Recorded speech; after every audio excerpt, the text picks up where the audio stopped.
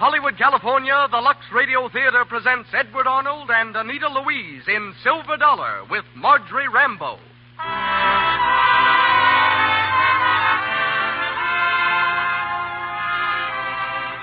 Lux presents Hollywood. Silver Dollars, the drama of an amazing career. A story of sudden and enormous wealth, and the devotion of two women for a grocer who became king of the Colorado silver mines. Our stars are Edward Arnold, Anita Louise, and Marjorie Rambeau. Our music is directed by Louis Silvers, and tonight's special guest is the daughter of William Jennings Bryan, Mrs. Ruth Bryan Owen Roday, former Congresswoman and United States Minister to Denmark. This program comes to you with the good wishes of the makers of Lux Flakes, those gentle, thrifty flakes that are known to women the world over. But I wonder how many of you know this about Lux. The economical large-size package of Lux holds about 400 teaspoonfuls of flakes. And just think how much they'll do for you. A little goes so far. Lux is thrifty, really thrifty. Why, just a few teaspoonsful of Lux will do a pair of stockings or a slip or a dress. A little more does dishes for a whole meal and helps your hands stay lovely into the bargain. Remember, Lux is safe and it saves. So buy the generous large-size box tomorrow and use it for everything safe in water. Your silks and woolens, your rayons and colorful cottons, and your dishes. And now, we bring you your host and producer. Ladies and gentlemen, Mr. Cecil B. DeMille.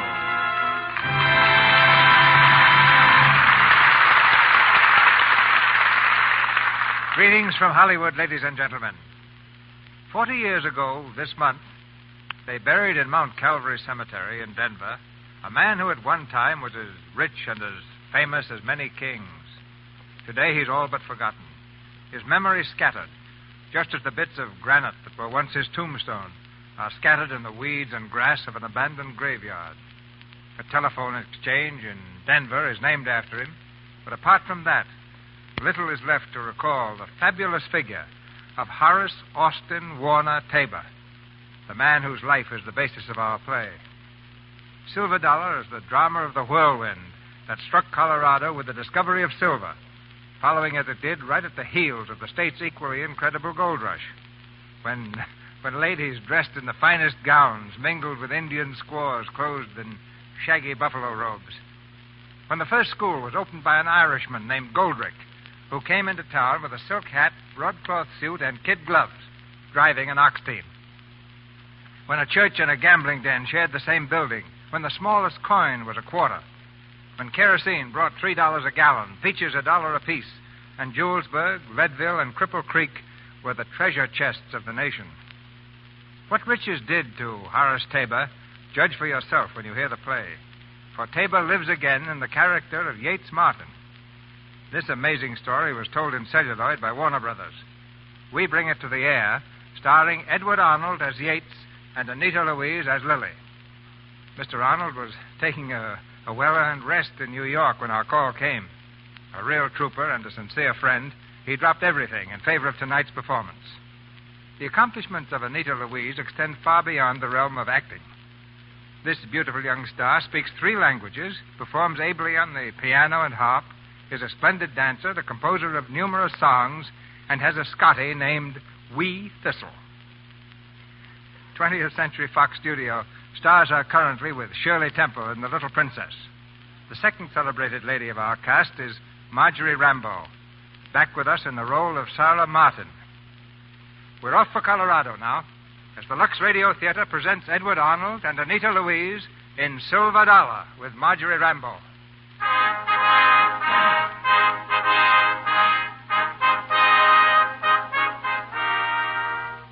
Less than 100 years ago, the territory that is now the state of Colorado was a vast mountain wilderness. Then came the magic cry of gold. And into this virgin land roared hard-faced, hard-drinking miners who established the boom towns where a man's life was worth no more than the gold in his pocket, and the only law was a blazing six-shooter. In the St. Charles Saloon and Miners' Resort, one of the evening's gun battles has just been settled. A tall man in a frock coat enters the hall and bangs on the table with the butt of his revolver. Quiet. Quiet, everybody. Shut up, you men. Colonel Stanton's going to make a speech. Now that the entertainment is over, Slick here has allowed us the use of his hall to discuss something of importance to every citizen of St. Charles. That right, Slick? That's right, Colonel. We can't have any more shootings and killings around here. St. Charles has a bad reputation from coast to coast. First thing you know, people will stop coming here. And then where'll we all be? It's about time we had some law and order. Yes, sir. In the first place, most of us seem to feel we ought to give this town a new name. Give us a clean start. How about it, boys? Any ideas for a new name? Paradise, the Milky Way. I like St. Charles. Mr. Chairman, if you don't mind, I'd like to take the floor. Well, you can have it, Yates. If Slick there don't mind. I'm buying Slick. Who is that fella, Slick? Yates Martin. He's a farmer from Kansas. I knew him back in Vermont when he was a stone cutter. Now, folks, about renaming this town, I like St. Charles. And if any man in the joint wants to settle it right now, I'll meet him outside with my brass knuckles. Well, there ain't no doubt about how Polka Annie votes. Sure ain't. Thank you, Miss Annie. Now, I don't aim to contradict the lady, but there ain't no saints in St. Charles. What with 6 killings last week and 2 on Sunday. Nobody minds shooting a claim jumper, but killing a man in broad daylight on Sunday is going a bit too far. That's right. We men of Kansas, and there are plenty of us here, we men of Kansas think mighty well of our Governor General James W. Denver. Now, what do you say we call this town Denver? My friend Yates Martin proposes Denver. All in favor? Well, folks, that's fine. Now we ought to draw up rules and regulations and a constitution. And we got to elect a temporary mayor and sheriff. What about Yates Martin? Sure, Yates Martin for mayor. Well, it's all yours, Yates. The first mayor of Denver. Go ahead, Yatesy. I'm with you. Well, my friends, I hardly know what to say, but it looks like the drinks are on me. Boys, you're going to see things around these parts. You're going to see a city. Cities all around here. You're going to see an empire that's going to make those places back east look like villages.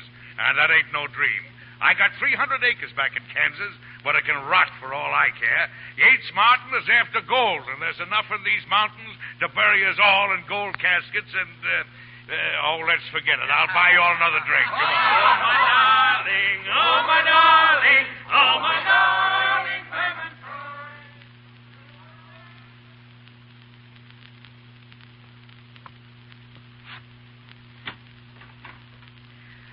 Well, come in, Yates. Or do you expect to stand there all night? Huh? Yes, it's me, your loving wife, Sarah, and this is your son, Mark. Oh, hello, Sarah. Hello there, Mark. He's learned to talk already, huh? It's smartest kid in Denver. You had a little too much to drink, Yates. Oh, no, just a couple with the boys, sort of organize things for him tonight. I'm going to make this place a real city. Fact is, you ought to be very proud of me. I know. You were elected mayor. How'd you know? Every time we stay in a place more than 2 days, you're elected mayor. Well, I'm just a natural-born leader. You can certainly lead the charge to the bar. Ah, now, Sarah. But in the meantime, there's just $20 between us and starvation. I told you we'd come to grief. We should never have left Kansas. What, Sarah? We're going to be rich. Well, what have you done so far? Bought 2 worthless claims. Salted mines. We've wasted our time and spent all our money. Oh, Yates, what's going to become of us? Now, don't worry. You stick with me and we'll be buried in gold caskets. Meanwhile, by the grace of Providence, we're still among the living. Well, but we don't always have to stay here in Denver just because I'm the mayor. We can move on to better claims. The boys tell me there's quite a strike up around Leadville and... Oh, Yates.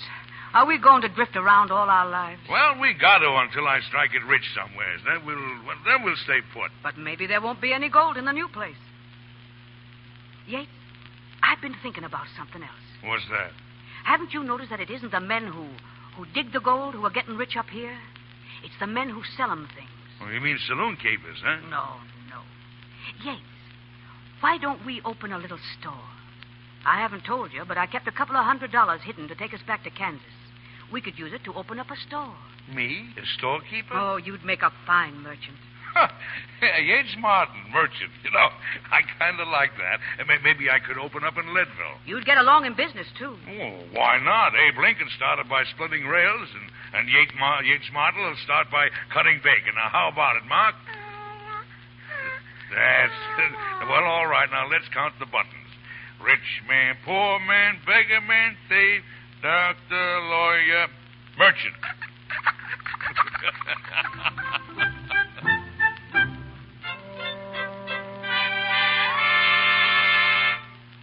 Let's see, boys. That makes 36.20, and 2 sacks of beans is 48.75, and 12 pounds of bacon is 15 pounds of bacon, Yates. 15. Is that right, boys? If she say 15, it must be so. Well, then that makes $64.50 you owe me, boys. You have said it is not today we must the bill pay. Then we have take the gold. Oh, yeah? Sure. That's all right. Yates Martin trusts you. And then we pay you everything. I'll tell you what I'll do, boys. There's 2 of you and 1 of me. That's 3 of us. You give me a third of everything you find. How's that? That is very good. Good. We give you 1/3 part of all the gold. That's fine. Go ahead, boys. Take the stuff along. We all win or lose together. That's right. Goodbye, eh? Goodbye, Rich. Goodbye. Goodbye. I guess that's right. Oh, now, Sarah, what do you want to fuss about 3 pounds of bacon for? I don't suppose it makes any difference.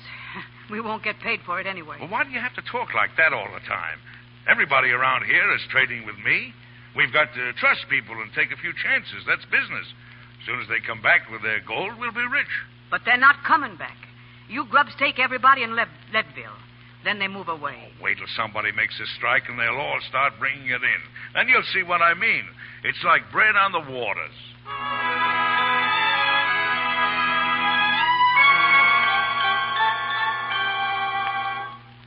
More, Mama. I want more supper, Mama. Yes, dear. You can have some more. Father's a big man, so his little son can have some more beans. Oh, now listen, Sarah. We had beans yesterday, Mom. Yes, dear, and the day before. But we won't be bothered with them much longer. They're almost gone.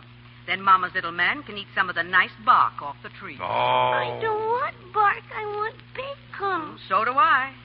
Last summer we had some bacon, but your father gave it all away to tramps who said they were looking for gold. Now we can't buy any more. Now, listen. Everybody has their ups and downs. Our ups are coming. They're not coming, Yates. We're just getting poorer and poorer here because you're too stubborn to quit. Everybody else is going. Oh, please. Let's go back to Kansas. We still own the farm. Farm? Show me the farmer who could dig gold out of potatoes. But you're not digging it out of anything. All I can see is a lot of that worthless black rock and a book full of bad debts. I came to these mountains to get rich so we could be somebody. Oh, I know you did, Yates. And you've tried hard. But we can't get rich where there isn't any money. We have all our old friends back in the East. And you were starting to get ahead in politics. Now, that was better than this, wasn't it? Well, yes, I suppose it was. You'll go, won't you, Yates? Oh, Oh, I'm so glad. well, since it's on your account we started the store, I suppose I ought to help you get out of the hole. Oh, yes. We're going, Mark. We're going home. Who can that be? Somebody trying to get in the store. At this hour? I'll go and see. No, I'll go.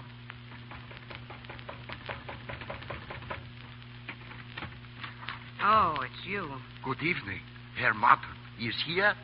I'm sorry. Mr. Martin is busy. We haven't anything left anyhow. It is not to get food we are come. It is to show something. Look. I guess we've seen plenty of that black stuff. But you don't understand. Hello, boys. What's up? Herr Martin, we bring news. Look, thousands and thousands of tons like this have we find. Well, it shows you've been working anyway, boys. Keep it up and you'll find something yet. Wait. You know what is this stuff? Well, is it worth anything? Worth anything.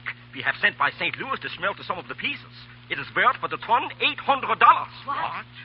$800 a ton? It was here all the time and we didn't know it. Millions of tons everywhere.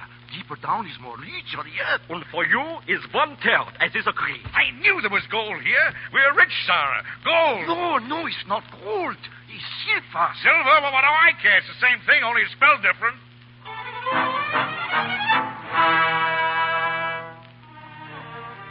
Pittsburgh mine, richest in Colorado. And Yates Martin has 1/3? Worth a fortune. Well, I guess that solves our problem for the mayor of Leadville. Yeah. I was thinking the same thing.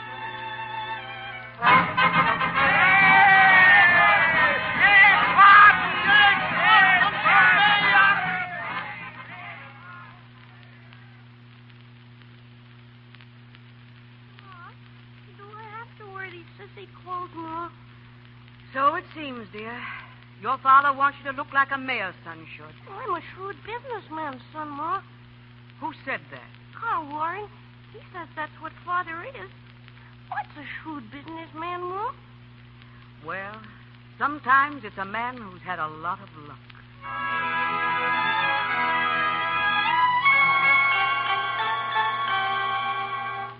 Sit down, Mr. Adams. Thank Take a you. seat, Mr. Allen. Thanks. I may be mayor of this town, but I'm a storekeeper, too.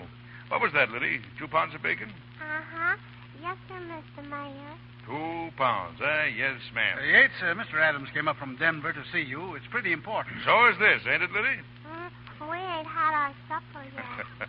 You see, boys? Hey, here you are, Liddy. All right, Mr. Martin, all right. Go on and cut bacon if that's your ambition. All we wanted was to ask you to run for lieutenant governor. Huh? Well, what say, Yates? Lieutenant governor of the state of Colorado? That's what we're talking about. We need the Lake County vote. The boys agree there's only one man can swing it. Now, you've been mayor here for pretty near 4 years now, and your record's clean as snow. Well, Yates, you used to have a tongue. Sure. Hey, Sarah, Mark, Sarah. Yates, what's the matter? Sarah, I'm governor, Sarah, governor of Colorado. Oh, it was lieutenant governor we mentioned, ma'am. But I don't understand. Well, we're just asking him to run, ma'am. The election ain't over Oh, yet. don't worry about that. I'll leave it to the boys. They all know me. You can go back to Denver and tell them that Yates Martin is with them to the finish. I just organized a fire company here. New uniforms, hose carts from Chicago and all that. All at my own expense. That'll get every vote in the country. That's fine. And furthermore, I just bought a new mine. Yates, you bought another mine? Yep, $50,000 I paid in dirt cheap. A bigger paying mine than the little Pittsburgh. And if I'm elected, I'll give half the profits to the state of Colorado. To the people of the state of Colorado. That's right, the people. Wait a minute, Yates. Who did you buy this mine from? What was his name? Oh, now, Sarah, business is men's business. What was his name? Why, Frankel, I think. Frankel? That man who came in here last week, that miner? Yeah, sure. Oh, Yates, you fool. You poor lumbering fool. Sarah. That man has skipped town. He stung everybody in the place with salted mines. Fake. What? Most of them were stung for just a few dollars. But no, not you. Oh, no. You had to give them $50,000. Now, wait. I've got men working that mine. And what have they found? Well, nothing yet. And that's all they'll ever find. Nothing. I don't believe it. Ask your friends. Ask Mr. Hamlin. Well, Hamlin, do you know anything about this man, Frankel? Well, he has left town, but you've got more important things to do, Yates. Don't worry about it now. That's right. The lieutenant governor. Yes, giving away half the profits of a salted mine. Oh, Mrs. Martin, your husband had a very good point there. And since the voters don't know the mine is worthless, I don't know why we should inform them. I said it before I knew it was worthless, so I can say it honestly now. If I'm elected, I'll give half the profits to the state of Colorado. The people, Yates. Always the people. Yeah, that's right. I'll write that down so I don't forget. The people of the state of Colorado, yeah. Ma,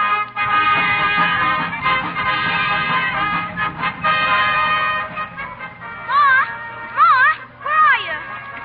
Ma? I'm here, Ma. Gee, Ma, what are you sitting in the dark for? The election's over, Ma. Papa's elected. You ought to be glad. I know. But it doesn't seem right somehow. We don't belong here. Of course we do. Pop's one of the biggest men in the state. Listen to that crowd, all cheering for him. And for us, too. Why, things are going great, Ma. I know. But I'm afraid. Your father's had too much luck. We're just living on luck. Trying to be great folks when we're only Kansas farmers. Oh, Mark, you're Mama's little boy, ain't you? You'll always be my little boy, won't you? You won't never forget your Mama, whatever happens, will you? Will you, Mark? What's the matter, Mama? Ain't you feeling well? Oh, I'm all right. Run along, darling.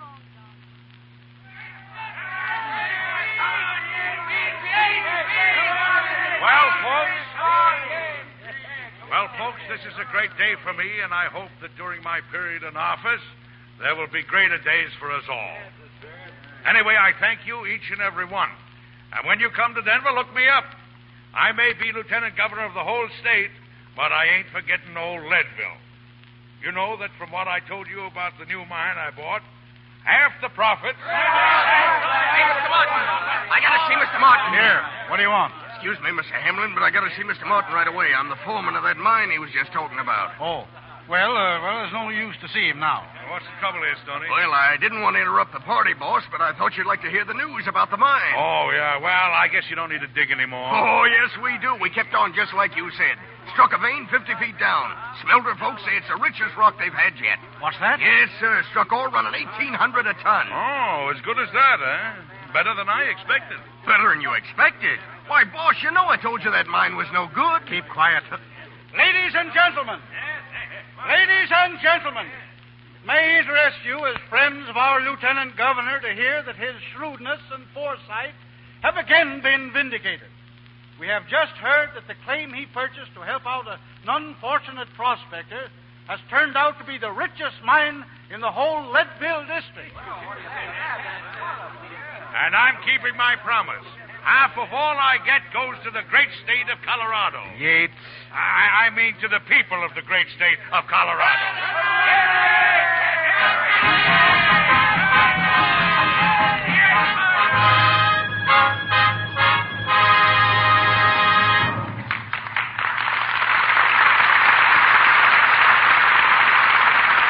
The curtain falls on Act One of Silver Dollar, starring Edward Arnold and Anita Louise.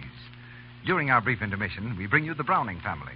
We find the two girls, Dot and Midge, in the kitchen doing the dinner dishes. Their pretty southern cousin, Cynthia Ann, is with them.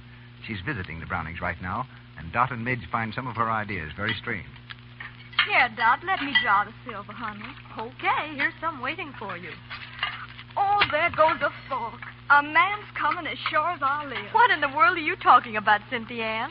Why, Midge, honey, if you drop a fork, it's a sign a man's coming to call. Well, what a superstitious gal you are. Anyhow, the fork's got to be washed again. Here, give it to me. I declare, honey, I think you awfully brave, doing dishes every day. Brave? Why, what do you mean? Why, Mother says a lady must always have nice hands, and dishwashing's so terribly hard on hands. My, you do have funny ideas, Cynthia Ann. We use Lux for our dishes. And, honey child, that Lux is just too wonderful. What Midge means, Cynthia Ann, is Lux makes perfectly grand suds, and they're just wonderful. And they leave our hands looking real ladylike, too. Well, Cynthia Ann is learning a thing or two. It's easy to do your dishes with Lux and still look like a lady. There's no harmful alkali. No, absolutely nothing in Lux Flakes to dry the natural oils in your skin. Seems kind of foolish to use harsh soaps when gentle Lux is so kind to your hands. And it's fast and thrifty, too. Yes, a little goes so far. Lux is thrifty, you know. So keep the generous large-size box in the kitchen where you'll have it handy for dishes. And now I see Mr. DeMille is ready to raise the curtain on the second act of Silver Dollar. Act Two of Silver Dollar, starring Edward Arnold and Anita Louise with Marjorie Rambeau.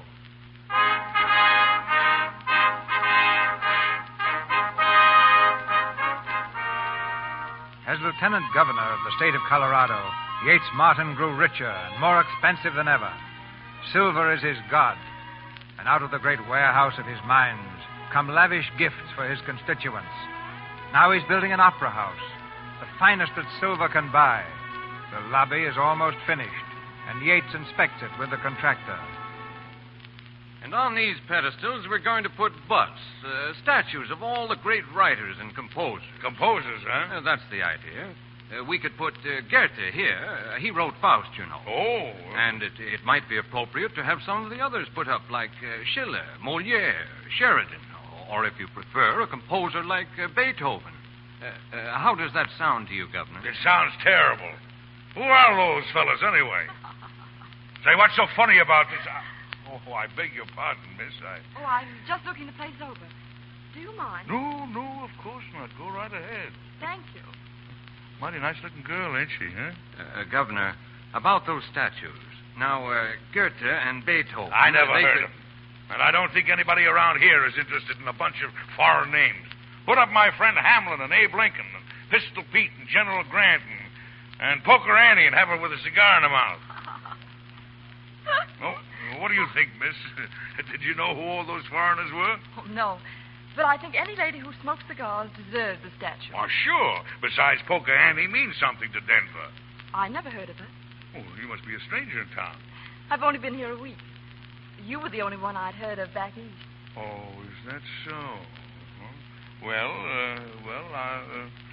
Say, contractor, what's that picture over there? Oh, that's to go over the Proscenium March. It's William Shakespeare. Shakespeare? What did he ever do for Denver?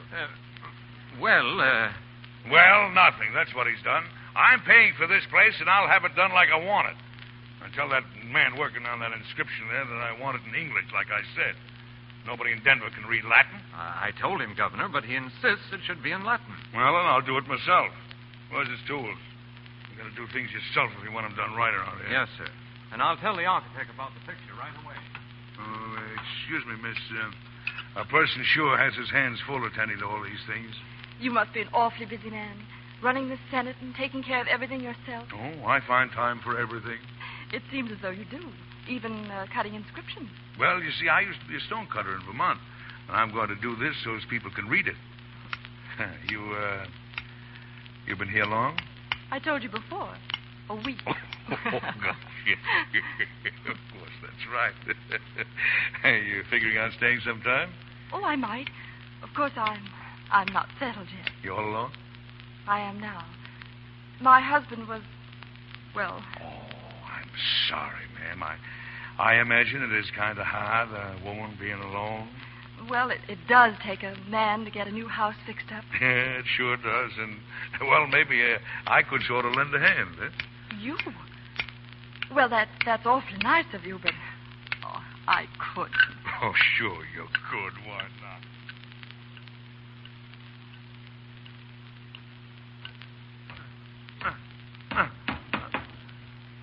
Oh, that's fine. Just the right place for the mirror, don't you think? Yes, I guess it is. My, wouldn't people gasp if they knew the governor of Colorado was helping me move? I'm so thrilled. Oh, that's all right. Nobody's business but ours. How do you like that frame? You know, that solid silver? You've been wonderful to me. I can hardly believe it at all. We're just getting started, Lily. Wait till the opening of my opera house. You've got the best box in the house, right across from me.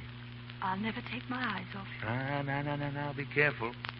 You know, General Grant's going to be sitting with me. Imagine, Yates Martin, the ex-president of the United States.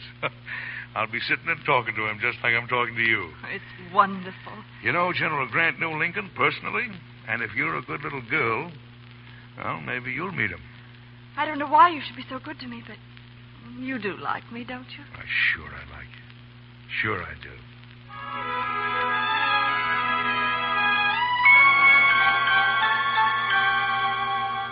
Will there be anything else, Master Mark? No, that's all, Henry. Where's my mother, please? In her room, I believe. Thank you.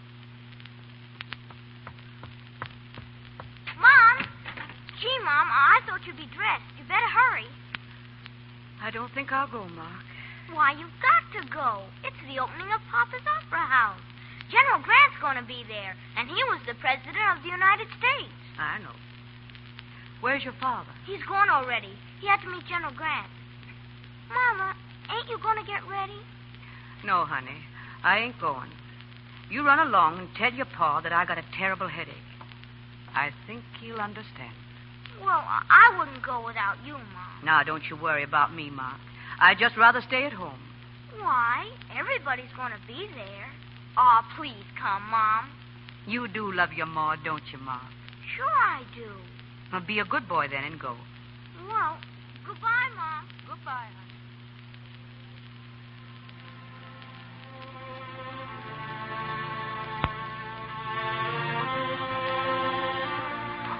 Fine place here, Mr. Adams. Yes, and no burden to the taxpayers either. Yates Martin paid for every stone. Yates Martin built this old friend. A great man. There he is. There's Yates Martin. Way for Yates! Stop the music! Stop the music! Stop it! Ladies and gentlemen.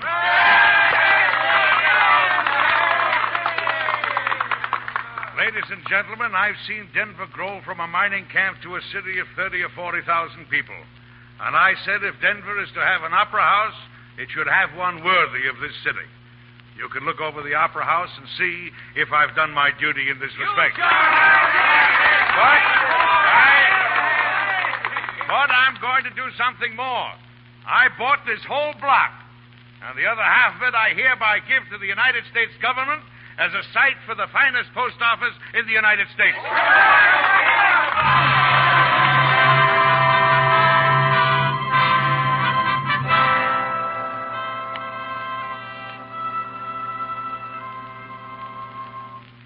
You were wonderful tonight, Yates. I've never seen you so wonderful. Well, it was some show, all right, huh? Me and General Grant. You know, he was a farmer, too. Just an ordinary person like you and me. He never thought he'd be president of the United States. But he was a hero. Ah, the war did that. And maybe the show we gave him tonight will do that for me, too, huh? You know, make me a sort of a national figure. It certainly should. You know, they're already talking about running me for the Senate. The Senate? Mm-hmm. Oh, that's marvelous. Well, the experience might do me some good. But, darling, what's going to become of me? Why, everything's going to be fine. You hardly even looked at me tonight. Well, sure I did. I had your box put right across the way from mine, didn't I? I'm always across the way from you. Oh, like to be nearer, huh? Oh, Yates, you're so fine and strong. I want you to be all mine. Well, Lily, I'm arranging things the best I can. You've said that for so long, Yates. I'm tired of all this secrecy. Well, I've got to be careful. Why? You're the biggest man in Denver, in Colorado. Nobody can hurt you now. Oh, I know that, but they warned me that if I was to be United States Senator, I got to be careful not to let the women get talking. If there was a divorce, they'd take her side. Those people can't do you any harm. You've enough real friends. Besides, she won't make you any trouble if you give her enough money. No. It ain't like that. She don't want anything more than she's got. But it's going to bust her all up. But how about us? You've got to do it sometime, Yates. It isn't right like this. We love each other. Hey, Lily, well, what can I do? You know what to do. Speak to her tonight. Yates, it can't be wrong. Not when people are really in love. And I love you, Yates. You're mine. Lily.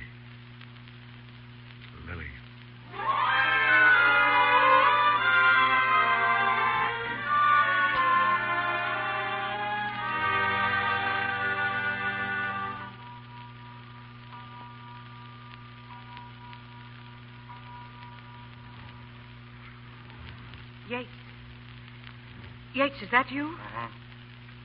Why, Yates, what's the matter? Oh, nothing. But you're packing your things. Are you going on a trip? Well, I'm going to the Windsor Hotel. Windsor Hotel? What for? I'm going to live there. But why? What's the matter with this place? There's 9 rooms here you ain't never been in yet. Well, it's everything about it. I'm moving. I'm not living here anymore. And what's to happen to me? What's to happen to Mark? Oh, you'll be taken care of. You can get a divorce. Yes. I'll give you the house. I'll give you anything you want. And that makes it right, I suppose. You'll give me money. Did I ever ask for money? Am I one of your properties to be bought and sold whenever you feel like it? You'll give me money. Well, what else have I got? Yes. What else have you got? I'm sorry, Sarah. I'll do anything for you. You know that. Well, I ain't going to live here anymore, and... Well, I'm leaving you, that's all. Yates, look at me. Is it that girl? Yes. Yes, I knew it was. You're leaving me for her, ain't you? Well, that's why I want you to stay. Not only for me, but for you, too. You won't be happy, Yates. You can't. You can't buy happiness that way. Please don't go, Yates. Stay here and let me look after you, like I always done. Oh, please, Yates. I'm sorry, Sarah, but I can't. I'm sorry. Yates! Yates!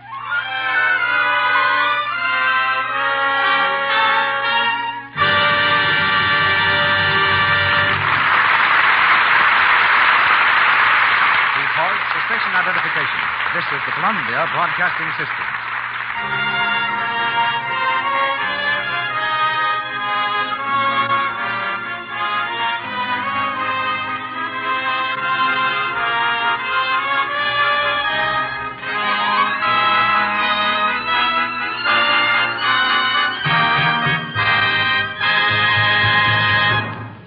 we come to the end of Act Two of Silver Dollar, starring Edward Arnold and Anita Louise.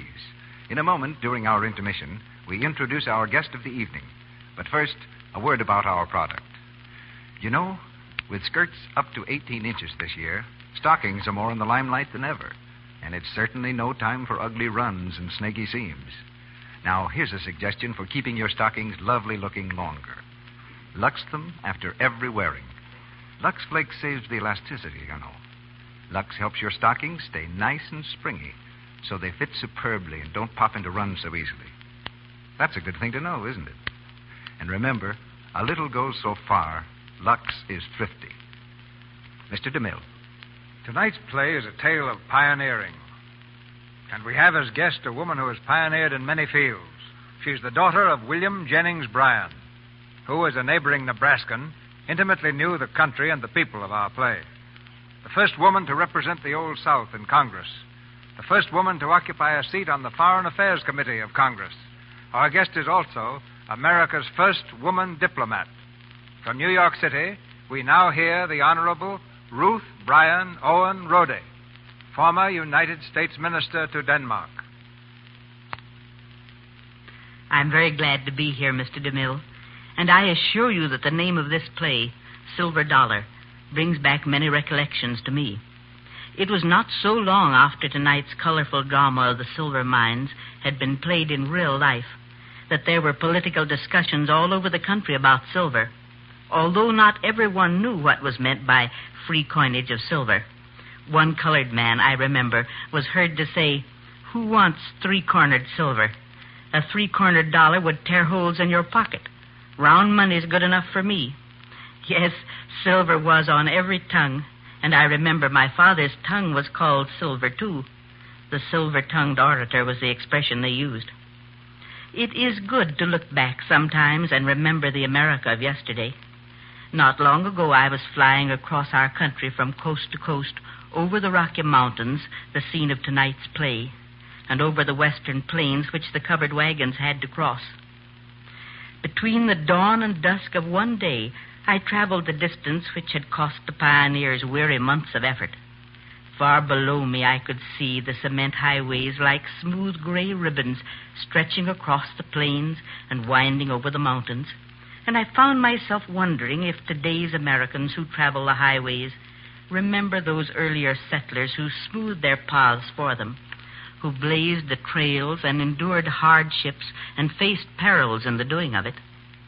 The day of the pioneer and the prospector has slipped away across the horizon of history, but we mustn't forget their story.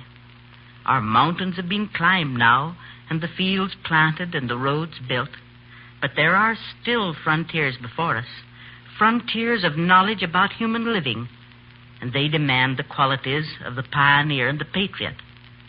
The little frontier towns are no more, and the memory of the adventures lived in them has faded. But their men helped subdue a great continent which still rewards courage richly and lets men live in freedom.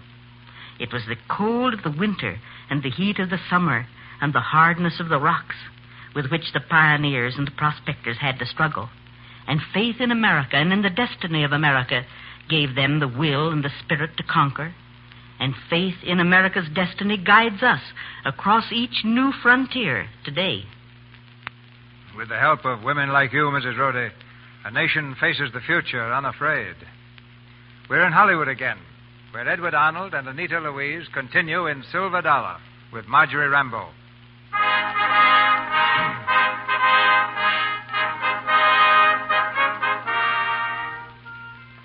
Blindly, Yates Martin rushed into the future, buying his way at every turn of fortune. But now the separation from his wife has alienated the voters, and he sees his dreams of a senatorship rapidly fading. God, the public ought to be ashamed of themselves after I've all done for the city. I gave away millions. Listen here, Hamlin. I didn't get sore about you not running me for governor again, but I'm going to be a senator if it's the last thing I do. Well, I can buy the whole legislature if necessary and make them dust off my chair in the Senate chamber, too. It's not our fault, Yates. We want to run you, but you wouldn't stand a chance with the voters now. Well, that's mighty funny. You know, if you could only go back to your wife, Yates. Oh, there's no use in that. It's all over with. I was figuring on getting married. to Lily in Washington and have the president at my wedding. The girl and I sort of planned on it. Say, that part might be fixed. Hamlin, who's taking Senator Teller's place? Chilcott. What's that? Senator Teller has been made Secretary of the Interior, and the governor appointed Chilcott to fill out his term. It's only for 30 days, though. Well, why didn't he appoint me? Well, that's what I'm getting at.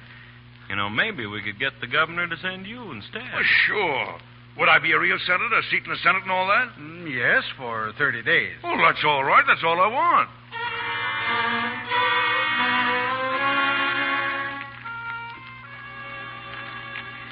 Mrs. Yates Martin granted divorce, $250,000 settlement. Ex-governor appointed United States Senator for term of 30 days. Senator. He always wanted that.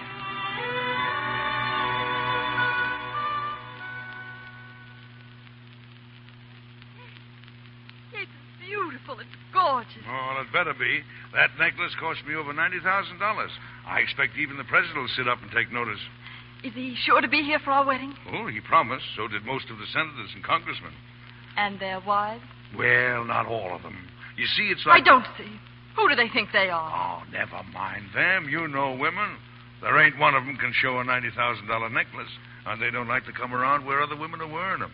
Why, we can give them the cold shoulder. Think of it. Me, Yates Martin, United States Senator. Started in the stone quarry in Vermont. Cleared off brush in Kansas. Dug in the mud in Colorado. Then built opera houses and business blocks and donated land for the government's post office.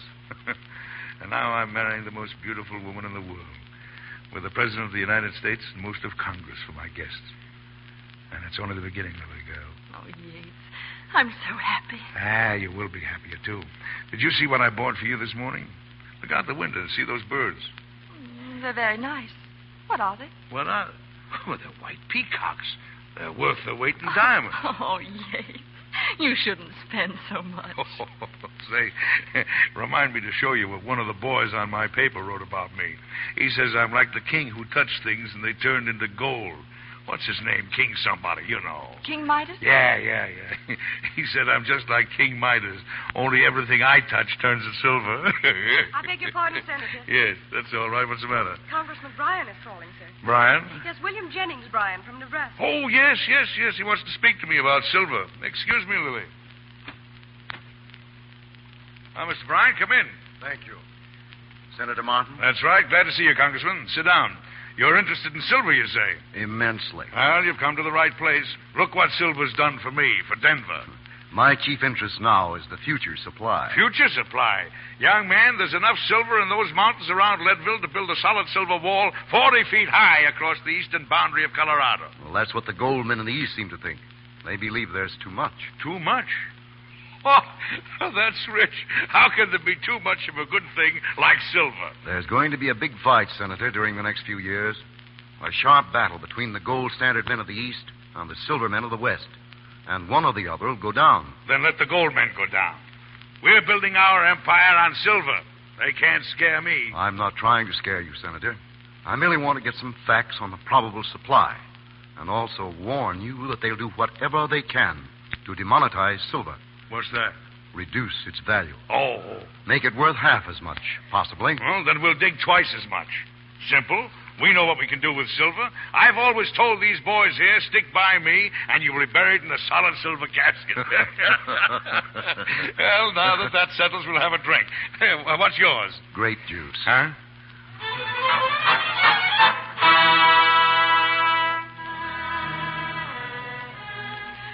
Daughter born to Mr. and Mrs. Yates Martin, christened Mary Ann Silver Dollar, Echo Honeymoon Martin. Silver Dollar Martin.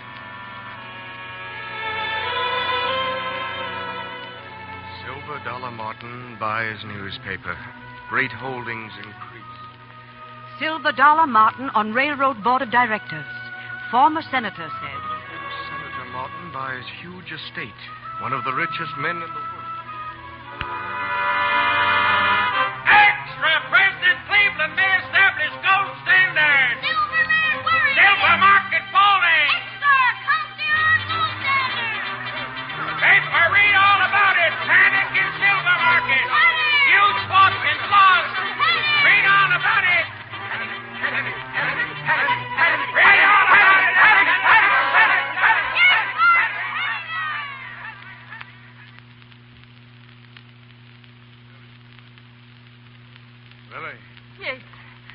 I've been waiting up for you. What's happened? What is it? Lily, I'm broke. Yates. Well, you can't be. I don't understand it. I don't see how it could happen. They took everything. Except the matchless. My own bank busted. They wouldn't let me have a cent. There must be some mistake. I had $12 million, maybe more. Now everybody says I owe them, and they won't wait. They're going to sell everything I got left. Everything? Our house? Our house, Yates? They say so. And the white peacocks? Everything. Everything we got. But you'll stick by me. You'll stick, Lily, won't you? Don't leave me now. I can't be alone. I can't. Yates, my darling. Do you think that's all our love means? Of course I'll stick. Thanks, Lily. Thanks. Mr. Martin. What is it? There's a lady here, sir. She says she must see you. I told her it was impossible, but... Where is she? In the drawing room, sir. I'll see.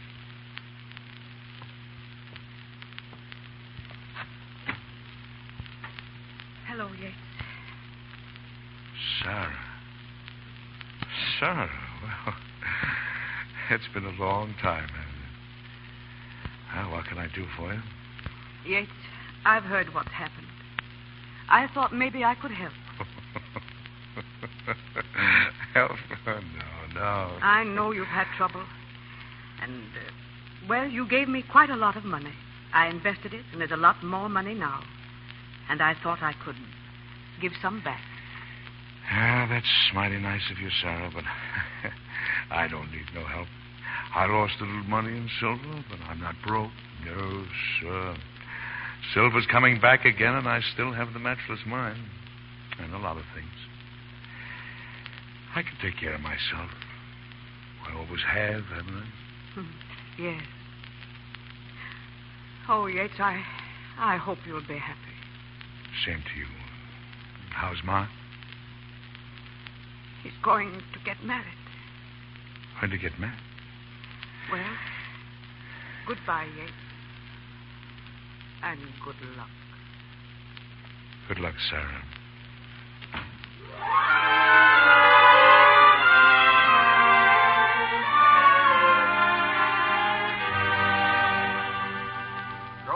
Grocer, Mrs. Martin. Just leave the things on the stoop, please. I'll give the bill to Mr. Martin. Well, I'm sorry, ma'am, but I was told you'd pay me today. It's $12.86 for 2 months. Well, Mr. Martin will pay you tonight. Gosh, the boss told me not to leave nothing unless you paid me, but I guess it's all right. Of course it's all right. I guess things ain't too good since you got back here to Denver, Mrs. Martin. Maybe if Please. Mr. Just leave the things there. Yes, and... Is that somebody for me, Lily? No, darling, just the grocer. Oh. He wants his bill. Uh-huh. Well, I guess I better get after that. Kind of slipped my mind. Any mail today? No, nothing. Were you expecting something? Sure. I've been holding it as a surprise, but they're going to make me postmaster here. Postmaster? Oh, Yates, that's wonderful. Yeah, sure. We'll be on top again, you see. It's just like I always said, stick to me and we'll all be buried in silver caskets.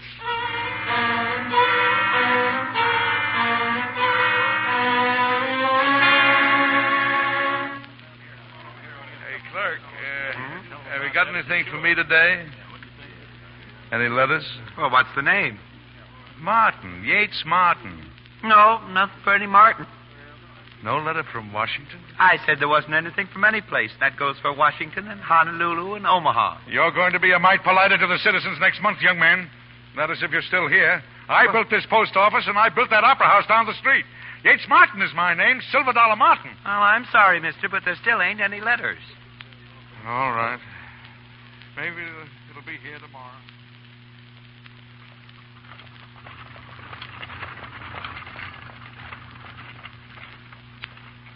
Hey, you can't go in there. The opera house is closed. Yes, I know. I just wanted to go in and take a look at it. That's all right, ain't it? Just to go in and stand on the stage a minute? Well, I guess so. Go ahead. Thanks. Thank you.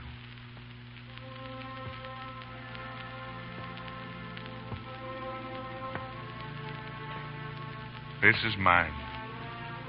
I built this place. I stood right here. General Grant in that box up there, and Lily and everyone all dressed up, cheering me, cheering. Ladies and gentlemen, I've seen Denver grow from a mining camp to a city of 30 or 40,000 people. And I said if Denver is to have an opera house, it should have one worthy of this city. I bought this whole block, and the other half of it I hereby give to the United States government as a site for the finest post office. For the finest post office. Wait, I can't go on. There's something. They're trying to choke me. What's the matter? Lily, girl, what's wrong? Come to me, quick, I need you. Where are you, Lily? General Grant, where's Lily? Stop it. What are they trying to do? Mr. President, find Lily. Tell her to stop them. They don't want me to be postmaster. They're trying to... Lily, I need you. Lily.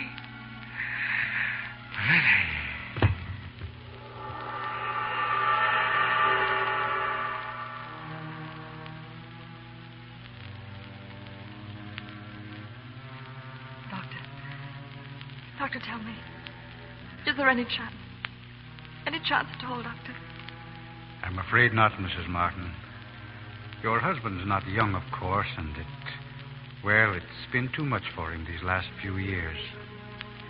Oh, Yates. Poor Yates. Lily. Where are you? I'm here, darling. Right by your side. You're home now, darling. Lily, don't forget. You know, hold on to Matchless. Silver, it's coming back. Yes. Remember, stick by me. Be buried in the silver casket. I'll stick, Yates. Forever.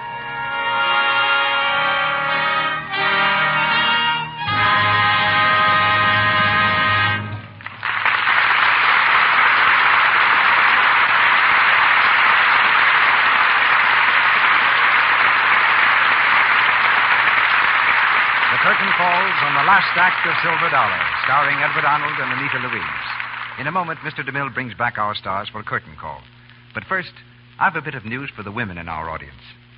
I was looking through a New York paper yesterday, and judging from the advertisements, most women are thinking of things like this. Easter coats, suits, and dresses foam with white. Wear starched lace cuffs and collar on your pretty Easter coat. Polka dots and bright prints give you a fresh top-of-the-morning look. Buy lingerie blouses like mad.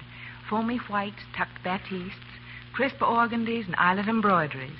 Skirts flare and swirl to show yards and yards of embroidered ruffles on snowy white petticoats. Yes, this spring everything's designed to make you look fresh and feminine and flower-like. So don't forget to give all the lovely things you buy regular Lux care. You can count on Gentle Lux Flakes to take beautiful care of everything safe in water alone, to keep your things fresh and new-looking an extra long time. There's no harmful alkali in Lux to hurt delicate fabrics. So buy the foamy white things that fashion demands, and be sure to keep the generous large-size box of Lux Flakes in the house to keep them delicate and lovely-looking longer. Remember, a little goes so far. Lux is thrifty. And now, Mr. DeMille is ready to bring you our stars. Out of our saga of silver step two sterling artists, Edward Arnold and Anita Louise. Well, Eddie, it doesn't seem to have changed him a bit. No, it's the same as ever. How does it feel, C.B.? Huh? How does what feel? Your election by the senior class of New York University as the most popular radio personality in America. Well, it rather overwhelms me. My reaction is one of gratitude and bewilderment, with some slight suspicion in your direction, Eddie. You just came back from New York, and as an ex-student of NYU, I wonder if by any chance you... Oh, no. Columbia, sir, Columbia. And I only know what I read in the papers. Oh, I didn't know you were a Columbia man, Eddie. What did you study? Pyrotechnics. Huh? Yeah, for several months, I tried to learn how to keep the engines going for the boilers. In plain language, I was an oiler, till they canned me for overheating. Overeating? What? Eating? No, heating, not overeating. I was undereating for quite some time thereafter. I've been trying to make up for it ever since. But I'm sure our listeners, Mr. DeMille, are much more interested in the basis of tonight's play than in Arnold's exploits as a gourmet. How much of Silver Dollar actually happened? Well, if your name in the play had been Horace Tabor instead of Yates Martin, I'd say most of it. But Anita knows quite a lot about old Colorado. Oh, no, not a great deal. But I know that Tabor still kept his job as postmaster of Leadville, even when his millions came rolling in. He supplied both post office and clerks.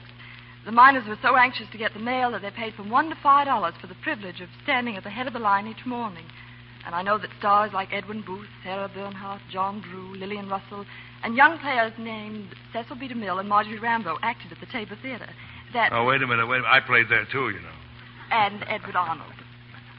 Anyway, Tabor ran through his millions in 15 years, but still had the courage to go back to work with a pick and shovel when his last silver dollar was gone. Good or bad, he helped bring culture to the Rocky Mountain region in its fledgling days. And while his opera house was probably his greatest achievement, no drama was ever enacted there more powerful than the drama of his own life. And that's why it's been such a pleasure, C.B., to have taken part in reminding America of one of its forgotten builders. Many thanks. I'll be listening next week, Mr. DeMille. Good night. Good night, Anita. Eddie. Your silver dollar is one of this theater's treasures. There's thrilling news awaiting you. Mr. DeMille tells you shortly about the grand program coming from this stage next Monday night. Heard in Silver Dollar were Joe Duvall as Colonel Stanton, Forrest Taylor as William Jennings Bryan, Perry Ivans as Slick, Lee Millar as the Doctor, Inez Seabury as Poker Annie, Lou Merrill as Adams, David Kerman as Kish, Walter White as Contractor, Mary Lansing as Secretary, Frank Nelson as Stoney, and Eric Burtis as Mark. Edward Arnold appeared through courtesy of B.P. Schulberg and Columbia Pictures Corporation. His new picture is Paramount's Man About Town. Louis Silvers is from 20th Century Fox Studio. He directed music for the new film, The Story of Alexander Graham Bell. Be sure to listen to the new Lux daytime radio program, The Life and Love of Dr. Susan. The story of a young and attractive woman doctor struggling to make life worthwhile for herself and her two small children. You can hear it over most of these stations in the United States every afternoon, Monday through Friday, at 2:15 Eastern Time, 1:15 Central Time, 3:15 Mountain Time, and 2:15 Pacific Time. This new daytime program, The Life and Love of Dr. Susan, comes to you in addition to the Lux Radio Theater. Here's our producer. We go next Monday night to a strange, mysterious land, a land like another world, ancient, beautiful, and cruel, the India of Rudyard Kipling, where a handful of soldiers patrol in the name of peace and the crown of Great Britain. A stalwart, exciting drama, tremendously successful on the screen. Our play is Lives of a Bengal Lancer, and stars four of the brightest personalities in Hollywood today: Errol Flynn, Brian Aherne, C. Aubrey Smith, and Jackie Cooper.